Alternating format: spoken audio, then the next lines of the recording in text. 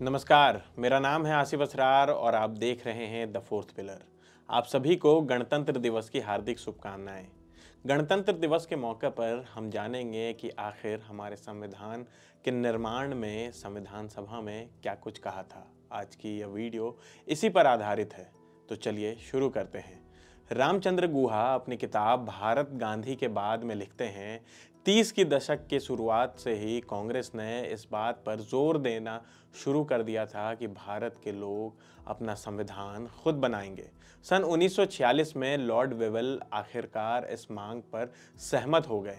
उस साल के प्रांतीय चुनाव के आधार पर संविधान सभा के सदस्यों का चुनाव किया गया। हालांकि मुस्लिम लीग ने इसकी शुरुआती बैठकों का बहिष्कार किया, जिससे यह सभा एक दलीय होकर रह गई। संविधान सभा की पहली बैठक 9 दिसंबर 1946 को हुई।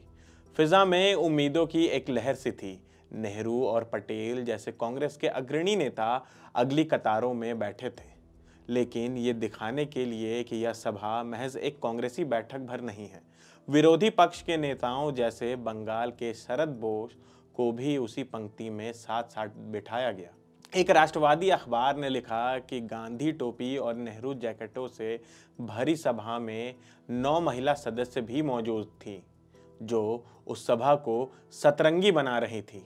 ब्रिटिश भारत के प्रांतों से चुनकर आए सदस्यों के अलावा इस सभा में रजवाड़ों के सदस्य भी थे, क्योंकि एक एक कर रजवाड़े भारतीय संघ में शामिल होते जा रहे थे। संविधान सभा के 82% सदस्य कांग्रेस पार्टी के भी सदस्य थे।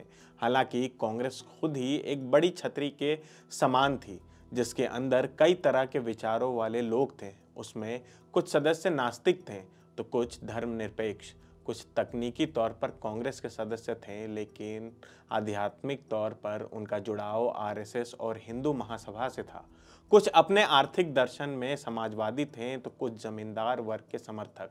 अपने अंदर की विविधता के अलावा कांग्रेस ने कुछ स्वतंत्र सदस्यों को भी नामांकित किया था, जो विभिन्न जातियों और धार्मिक समूहों की नुमाइंदगी करते थे।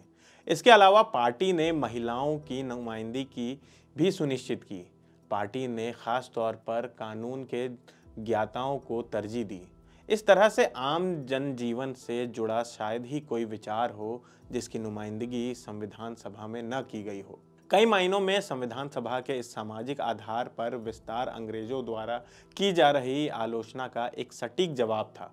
खास तौर पर विंस्टन चर्चिल ने भारत के एक ही प्रमुख समुदाय स्वर्ण हिंदुओं के वर्चस्व वाली संविधान सभा के विचार की तीखी आलोचना की थी।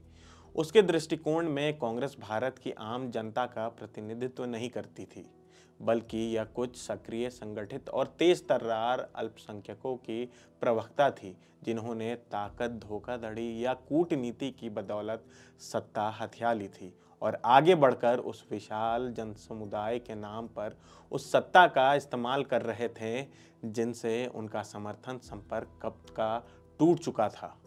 संविधान सभा की प्रक्रिया को और भी जनापेक्षी बना दिया गया जब इसमें जनता से सुझाव मांगने की व्यवस्था की गई।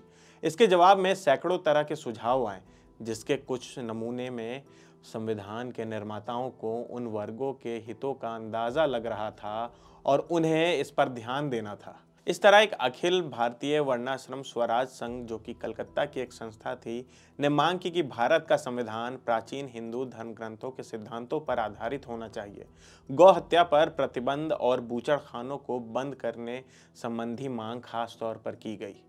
निचली जातियों के समूहों ने ऊंची जातियों द्वारा उनके प्रति किए जा रहे भेदभाव को खत्म करने की मांग की और विधायिकाओं को सरकारी विभागों और स्थानीय निकायों में अपने लिए आरक्षण की मांग की। भाषाई अल्पसंख्यकों ने मांग की कि उनकी मातृभाषा में उनको अभिव्यक्ति की स्वतंत्रता दी जाए और भाषाई आधार पर राज्यों का पुनर्गठन किया जाए। धार्मिक अल्पसंख्यकों के समूहों ने उनके लिए विशेष सुविधाएं मुहैया कराने की मांग की।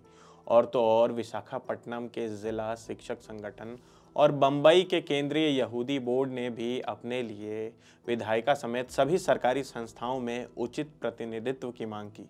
संविधान निर्माण के समय इतने तरह की मांगें हिंदुस्तान की बेचैनी भरी विविधता को दिखाती हैं, लेकिन साथ ये इस बात की भी तस्दीक करती है कि हिंदुस्तानियों में एक दूसरे के अधिकारों के प्रति एक ढीली ढाली चेतना मौजूद रही है। अपनी मांगों के साथ सामने आने वाले लोगों की संख्या काफ़ी बड़ी थी।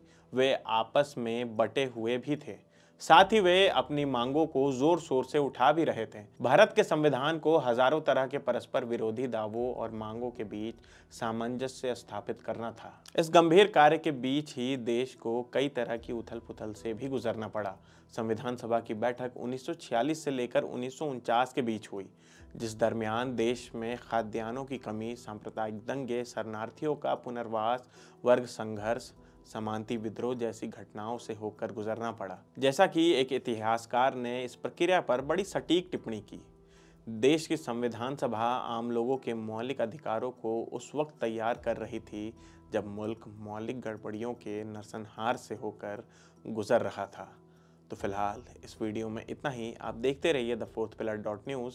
धन्यवाद। अगर आप चाहते हैं कि हमारे वीडियोस का नोटिफिकेशन आपको बिना देरी के मिलता रहे तो आप इस चैनल को फॉलो और सब्सक्राइब जरूर कर लें। बाकी आप हमारे काम को लेकर कोई सुझाव हमें देना चाहते हो तो कमेंट बॉक्स में आप सादर आमंत्रित हैं। इसके अलावा हमारे वीडियोस आपको अलग अलग ठिकानों जैसे फेसबुक, इंस्टाग्राम, ट्विटर पर भी देखने को मिलेंगे, जिसके लिंक डिस्क्रिप्शन में डाल दिए गए हैं।